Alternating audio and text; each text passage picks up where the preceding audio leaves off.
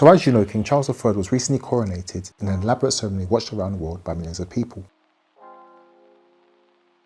Over the years, King Charles has earned a reputation for being an impeccably dressed man and a shining example of quintessential British style.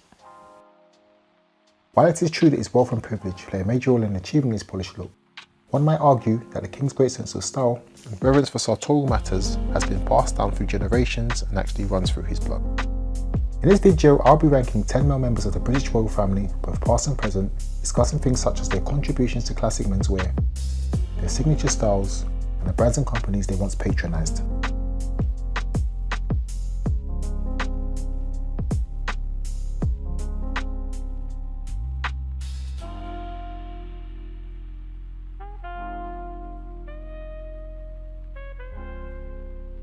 Prince Albert was considered a leader of his time in men's fashion and had patronised up-and-coming establishments of that time such as Savile Row's Huntsman. He was widely known for his elegantly cut frock coats, neatly groomed facial hair, and watch chains that hung from his waistcoat pocket. The prince has been linked to many inventions ranging from piercings to tie knots, although many of these have turned out to be myths and urban legends. Among his numerous contributions to menswear, the prince was said to have invented Albert slippers and allegedly introduced buttonholes onto lapels, though this has been disputed. The buttonhole was thought to have originated when Prince Albert cut a hole in his lapel to hold flowers that were presented to him by his wife, Queen Victoria, on their wedding day.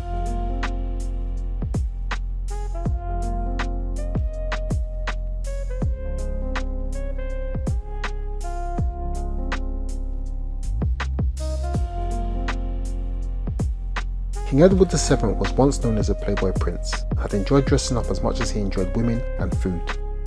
He is credited for introducing many of the sartorial traditions and conventions that we observe today. King Edward was overweight and as a consequence struggled with the bottom button of his waistcoats and suit jackets, so often left them undone.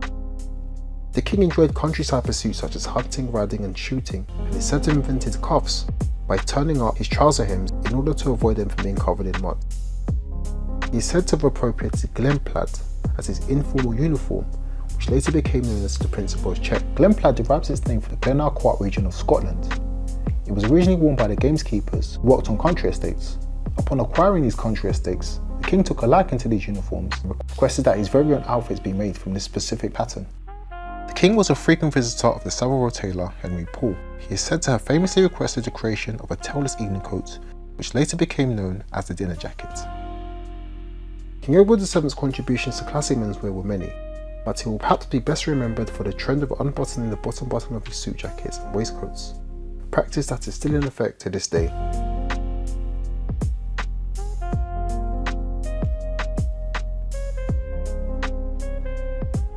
Not much is known about Prince Edward as he steers clear of controversy and usually keeps out of the headlines. When he does make an appearance, he is usually smartly dressed in a 6x2 double-breasted suit or a single-breasted tweed sports coat. Currently, his exact choice of tailor and shirt maker is unknown, but after inheriting the title of the Duke of Edinburgh, he will have the ability to issue royal warrants. In the past, he has been linked to Manning & Manning of Savile Row and Kent Haste and Lacter. Edward is usually quite reserved, although he does have his brief moments of eccentricity. Last year, in 2022, he was spotted channeling his inner Hugh Hefner by attending a charity gala event in a burgundy and velvet smoking jacket paired with an unbuttoned white shirt, tartan trousers and polished black loafers.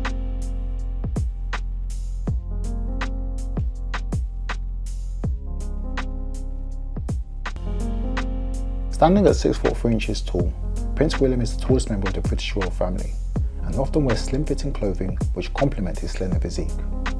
Prince William is considered to be one of the more fashion-forward members of the British royal family, rejecting the traditional loose-fitting tailoring and instead opting for a more contemporary and modern style of dressing. For official functions, he usually wears a well-tailored slim-fitting navy suit with narrow lapels and polished wingtip brogues. His plain white shirts are often accompanied with skinny ties.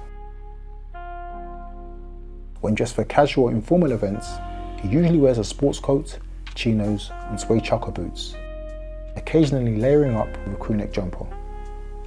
More recently, for black tie events, Prince William has been spotted wearing velvet dinner jackets, including this double-breasted satin-trimmed number from Tom Ford,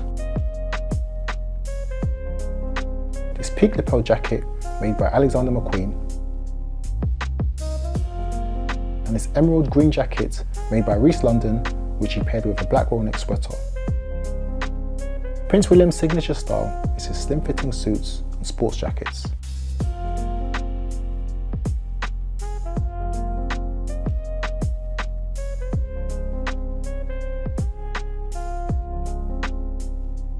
Once known for his scruffy appearance and unkempt look, Prince Harry was able to up his style game with the help of his wife. His shoes were once a subject of ridicule and critique, but he has since addressed this problem. As a young royal, Harry started his sartorial journey with traditional British tailoring houses such as G's and Hawkes and Teach and Skinner, eventually pivoting towards more mainstream and affordable brands, possibly in an attempt to appear more down-to-earth and relatable. Since leaving the royal family, Prince Harry has attempted to rebrand himself, often wearing luxury designers who promote his outfits on their social media channels.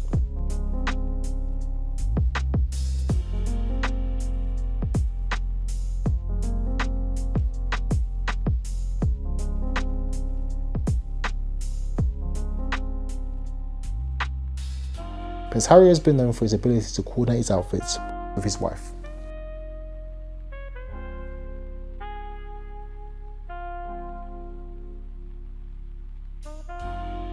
King George VI wasn't considered as savvy or flamboyant as his older brother, the Duke of Windsor. Nor was he particularly confident. He struggled with public speaking and hated the idea of becoming king, a decision that he felt was dumped on him. What he lacked in confidence and charisma, he made up for with style and elegance. Through his well-cut military uniforms, he was able to convey a sense of confidence and authority. The king was a long-time customer of Benton and Clegg. The company, established in 1937, famously dressed the king for his coronation and made most of the king's suits, military uniforms, morning wear and overcoats. King George VI had a hand in the creation of the modern-day loafer. In 1926, a family-run London-based bespoke shoemaker by the name of Wildsmiths created a slip-on shoe for the king, which was to be made specifically for the purposes of loafing around his country estates.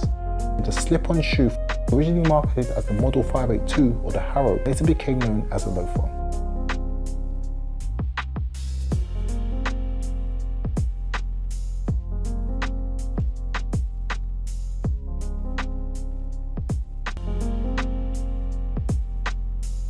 Prince Philip, formerly the Duke of Edinburgh, was outspoken and direct. At times, his exchanges with the media were tense and dicey.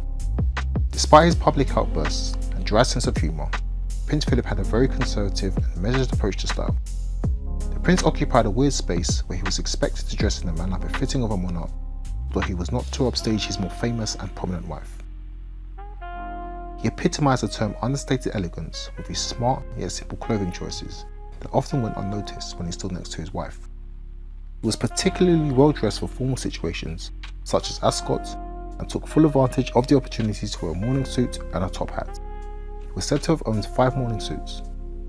Throughout his lifetime, Prince Philip had accumulated an extensive collection of clothing, although he hated waste. He would often turn in his old suits to his tailors to have them altered rather than construct a new garment from scratch. Hence why a lot of his suits appear to be slightly baggier during his old age, as they were made decades earlier during his younger years. His favourite companies included Kent Taste and Nectar and Halls & Curtis, to which he bestowed royal warrants for bespoke tailoring and shirt making respectively. He was a big fan of the Windsor tie knot and often wore his suits with a plain white pocket square in a presidential fold.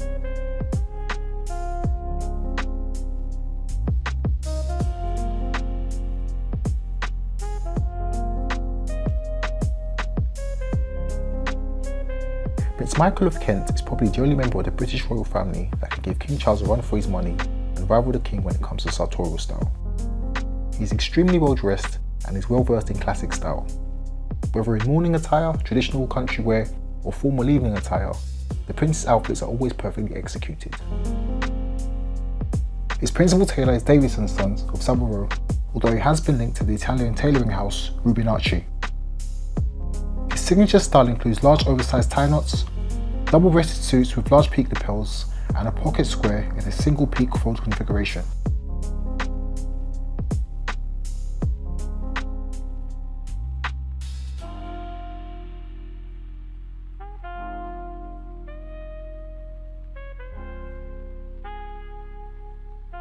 The current King of England has over the years earned a reputation for being an exceptionally well-dressed and stylish man. He is someone who takes great pride in his appearance and puts a lot of thought and effort into his outfits, although it has been rumoured that he has an army of valets who painstakingly prepare each item of his clothing behind the scenes. The king is able to demonstrate sartorial prowess through small details in his outfits, such as subtle pattern mixing, perfect colour coordination, and his careful selection of accessories such as ties, lapel pins, and boutonnieres. The king is an expert wearer of the morning suit, often accessorizing with classic and traditional items such as Marcella slips, tie pins, and a waistcoat chain. Perhaps the king's most prolific and style-savvy period was during his Prince of Wales years, where he was able to demonstrate great range and versatility, creating some of his more memorable and iconic looks. The king has long and established relationships with elite British firms such as Anderson & Shepherd, Turnbull & Asser, and John Lobb, all of which have distinguished histories in their respective areas of trade and are recipients of the Royal Warrant. More recently, the king has turned to the services of Gaziano & Girling for his footwear needs, a relatively new company which had provided slippers for the king during his recent coronation. The king was once described as a walking billboard for British tailoring. His patronage and support of high-quality British establishments has contributed to a renewed sense of pride in British craftsmanship and has allowed for these companies to flourish on the world stage. As a vocal advocate for conservationism, the king sets an example by routinely repairing and rewearing his old clothing, and in some cases wearing items of clothing that predate his adult children. The king is perhaps best known for repairing and reusing his old clothes and his steadfast support of British businesses.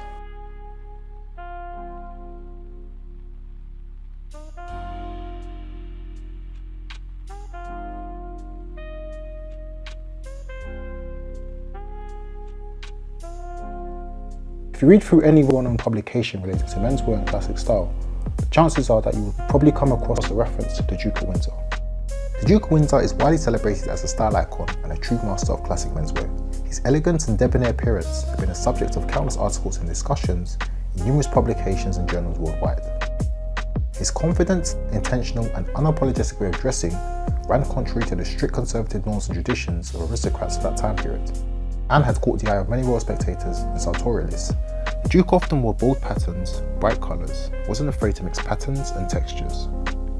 He often mixed up formal wear with casual wear, as he considered dressing comfortably just as important as dressing fashionably. He is often credited for altering the sartorial landscape of the 20th century with a number of key trends that he had brought to the forefront, including the introduction of the cutaway collar shirt, the Windsor tie knot, and the popularisation of the Prince of Wales check and the double-breasted suit. The Windsor knot is said to have originated from the Duke of Windsor himself, who often wore ties made from thicker fabrics, giving the appearance of a larger, symmetrical tie knot. To accommodate these large or wider tie knots, the Duke's official shirt maker, Wilson Curtis, was said to have invented the famous cutaway collar, which later became a staple in classic menswear. The Duke's tailor, Frederick Schultz, was the mastermind behind many of the Duke's iconic outfits, and was directly responsible for the famous English drape cut. Schultz had trained Peter Gustav Anderson, who later went on to establish Anderson & Shepherd.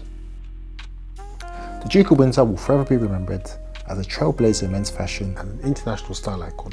Although he had a great sense of style, he was a deeply flawed man, whose character and judgment often came into question. Despite his fanciful and elegant outward appearance, the Duke harboured many dark secrets. His conduct and associations during the Second World War was a source of major embarrassment for the British royal family, and after the war ended, he was forced to spend the rest of his days living in exile until his death in 1972.